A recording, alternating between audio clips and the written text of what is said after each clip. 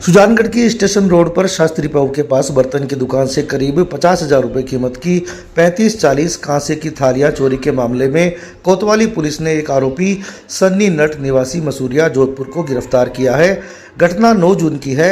चोरी में इस्तेमाल की गई कार और 35 थालियां जिनका वजन करीब 19 किलो है बरामद कर ली गई है। आपको बता दें कि 9 जून को आरोपी की पत्नी सहित 3-4 महिलाएं बर्तन की दुकान पर आई थी और दुकानदार को दहेज के लिए बर्तन दिखाने के लिए कहा। दुकानदार बर्तन दिखाने लगा, तभी महिलाओं ने मौका पाकर कांसे की 35 से 40 कीमती थालियां अपने पेटीकोट में बने जेब में रख ली। कुछ देर में ही महिलाएं बहाना बनाकर वहां से गायब हो गई। घटना के बाद दुकानदार को पता चला तो 3 बाइकों पर लोगों के साथ इधर उधर ढूंढा, लेकिन महिलाओं का कोई पता नहीं चला। दुकान मालिक हनुमानाराम जाट ने बताया कि घटना के बाद उन्होंने सीसीटीवी फुटेज देखे तो 4 महिलाएं दुकान में आती जाती नजर आई। साथ ही कार में बैठकर भागने के फुटेज भी मिले, जिसके आधार पर उन्होंने कोतवाली थाने में रिपोर्ट दर्ज करवाई। सर, मेरी दुकान है वो डूडी बर्तन सुजानगढ़ के नाम से है। Station road Agrasen tower Sujangarh में है। मेरा नाम हनुमानाराम डूडी है। तो ये घटना क्या है, 9 जून की है। 9 जून के मेरी दुकान के ऊपर 4 महिलाएं आती है वो मेरे से थाल मांगती है। तो मैंने जैसे ही उनको 2 महिलाओं को थाल दिखाना स्टार्ट किया, वो मेरे पास आके खड़ी हो गई और उन्होंने मेरे को बोला कि थाल ऐसा है वैसा है, आप बड़ा दो छोटा दो, ऐसे मत दो। तो उतने में क्या, वो 2 महिलाएं पीछे से मेरी दुकान से माल डाल के ले जाती है और काफी माल चोरी करके ले जाती है। 35-40 थालियां आई थी कांसी की। 40-45 थालियों के करीब, देखो एग्जैक्ट नहीं है लेकिन लगभग एक आइडिया है कि इतनी थालियां थी, वो लेके गई। देखिए सर, ये महिलाएं होती है, ये क्या है कि खानदानी चोर है वैसे कहे तो मोटे शब्दों में, लेकिन ये क्या करती है, अपने गागरे के अंदर कोई ऐसा सिस्टम सेट कर रखा है। तो वैसे देखा जाए तो देखने में आपको ऐसे प्रतीत होगी कि ये घर घराने की लेडीज है, लेकिन वैसे है नहीं। इनका खानदानी पैसा चोरी करना है और ये गागरे के अंदर डालती है थालियों को। एक व्यक्ति जिसको गिरफ्तार किया गया है, सन्नी नट है, जो मसूरिया जोधपुर का है, जिसने यहाँ वारदात की थी और उस संबंध में उसको गिरफ्तार भी किया है। और जो 35 थालियां कांचे की थी उनको रिकवर किया जाएगा। साथ में महिलाएं बताई जा रही है। हाँ बिल्कुल, ये अनुसंधान का विषय है और भी जो भी लिंक में साथ में है उनको अरेस्ट किया जाएगा। सुजानगढ़ के गांधी चौक स्थित जेडीजे ज्वेलर्स पर फायरिंग के मामले में पुलिस ने 2 जनों को गिरफ्तार किया है। डीएसपी दर्जाराम बोस ने बताया कि 26 अप्रैल 2023 को ज्वेलर्स पर फायरिंग करने के मामले में 7 जनों को पहले ही गिरफ्तार किया जा चुका है। अब धर्मेंद्र पुत्र हनुमानाराम झुरिया निवासी मुंदड़ा व धनाराम उर्फ विकास जाट पुत्र नारायण राम निवासी बल्दू नागौर को गिरफ्तार किया है।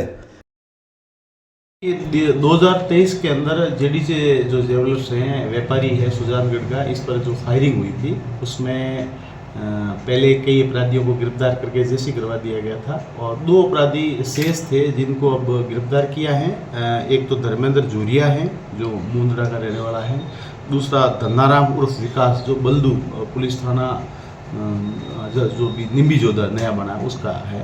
इन दोनों को गिरफ्तार किया है और इनसे और पूछताछ की जा रही है कि किन किन वारदातों में और कोई शामिल थे, उसकी भी जानकारी हासिल की जा रही है। साथ में इस मुकदमे के लिंक एविडेंस है उसको भी कलेक्ट किया जा रहा है। साथ साथ में इनके जो पूर्व का आपराधिक रिकॉर्ड है उनके आधार पर भी इनके खिलाफ जो भी विधि सम्मत कार्रवाई होगी वो की जाएगी। सुजानगढ़ के दुलियाबास में महिला और उसके रिश्तेदारों के साथ मारपीट का मामला सामने आया है। मामले को लेकर जहरा पत्नी मोहम्मद खालिद व्यापारी निवासी वार्ड नंबर 35 ने रिपोर्ट दी थी। रिपोर्ट में बताया कि 30 जुलाई को जब वह अपनी पड़ोसी जीना के साथ किसी कैंसर पेशेंट से मिलने गई तो शाम को जीना की जेठानी राबिया पत्नी फारूक ने उसे अपने घर बुलाया और जीना को ले जाने पर आपत्ति जताई। इस दौरान राबिया के बेटे सुबेल ने उसे ज़मीन पर पटक कर मारपीट की।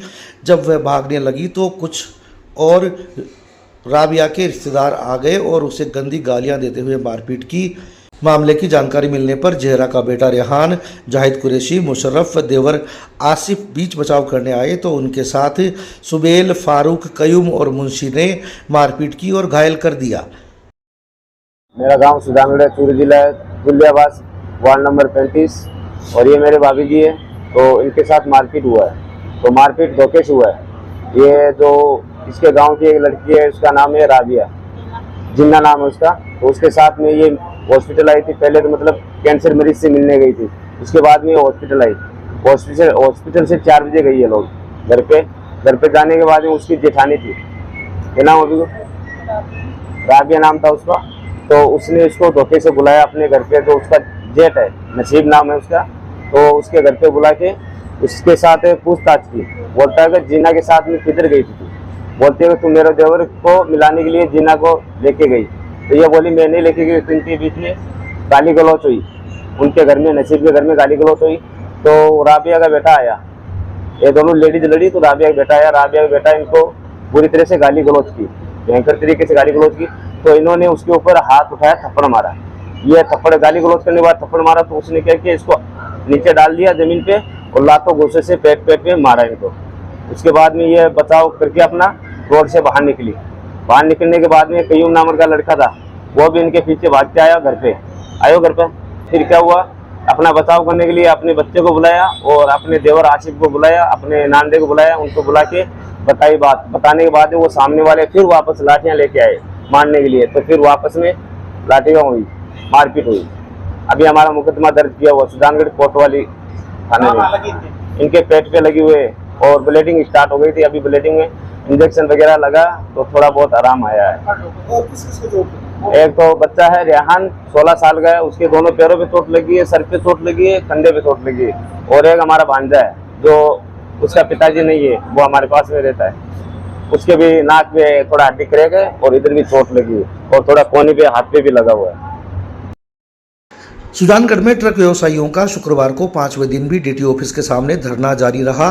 इस दौरान ट्रक यूनियन एसोसिएशन ने डीटीओ ऑफिस के सामने सरकार के खिलाफ नारेबाजी करते हुए मुख्यमंत्री का पुतला फूंका।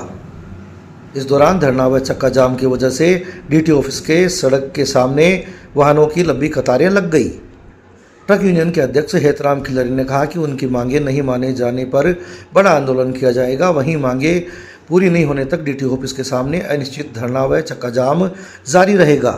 प्रदर्शन के बाद ट्रक व्यवसायियों ने डीटीओ बजरंगलाल कीचड़ को ज्ञापन सौंपकर वाहनों की सस्पेंड आरसी बहाल करने सहित 5 सूत्री मांगों का ज्ञापन सौंपा। आज ये जो परिवहन विभाग के सामने धरना दिया जा रहा है गाड़ियों वालों की तरफ से, राजस्थान सरकार को मैं कहना चाहता हूं कि आप उद्योगपतियों के अरबों खरबों रुपये माफ़ कर सकते हो, तो ये तो बैंकों से लोन लेके गरीब आदमी अपना जीवन यापन करने के लिए गाड़ियां ला रहे हैं, अपना घर चलाने के लिए। सबके ऊपर बैंकों की किस्तें बकाया है। मुख्यमंत्री को ये बात क्यों अपने ज्ञान में नहीं ले रहे हैं कि इनके जो मुख्य मांग है इसको मांगी जाए। इनके पीछे कितने लोग कमा के खा रहे हैं गाड़ी वालों के पीछे। आज बड़े बड़े उद्योगपतियों के करोड़ों रुपये सरकार माफ़ कर देती है। एक उद्योगपति फेल होता है, अरबों रुपये चले जाते हैं। अरबों रुपये में इन टोटल गाड़ियों वालों के पैसे माफ हो सकते हैं। 5% का झांसा देके लोगों से ये उगाई घाल रखी है। इस सरकार के अंदर इनकी रेवन्यू कोई आ रहे नहीं रही है, उद्योग कोई चला रहे नहीं। जो उद्योग चल रहे हैं राजस्थान के अंदर, उन उद्योगों को ये बंद करने पे लगे हुए हैं। अवैध आज हमारे धरना प्रदर्शन का 5वां दिन है। आज हमने रतनगढ़ एसडीएम को ज्ञापन देके वहाँ पे हमारा दूसरी ब्रांच रतनगढ़ संगम चौराहे पे हमने धरना प्रदर्शन शुरू करा। उसके बाद हमने बहुत बड़ी खुशी की बात है वैसे तो कि आज राजस्थान के खनन व्यापारियों ट्रांसपोर्ट मालिकों ने हमारी आवाज़ सुनकर आज रात 12 बजे से चक्का जाम का ऐलान किया है। वो सब भाई हमारे साथ है।